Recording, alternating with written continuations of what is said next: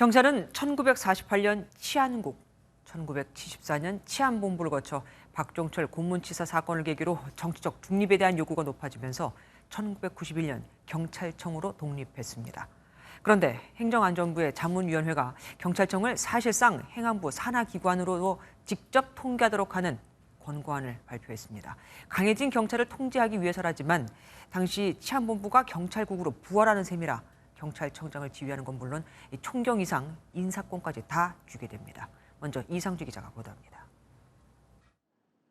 지난 1991년 당시 내무부 산하 치안본부에서 독립외청이 됐던 경찰청이 31년 전 통제 조직으로 다시 돌아갑니다.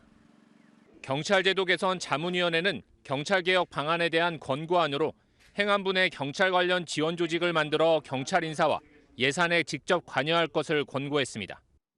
행정안전부 장관에게 부여되어 있는 권한과 책임을 실질적으로 하고 책임도 지는 이런 구조가 맞다고 저희는 생각을 해서 그런 문제의식 때문에 그런 권고안을 내게 된 겁니다. 이에 따라 행안부 장관의 인사권은 물론 경찰청장을 포함한 총경 이상 고위직 경찰 공무원에 대한 징계 요구도 가능해집니다. 자문위는 또 행안부 장관 이름으로 경찰청의 지휘 규칙을 제정해 경찰 통제를 강화하는 내용도 담았습니다.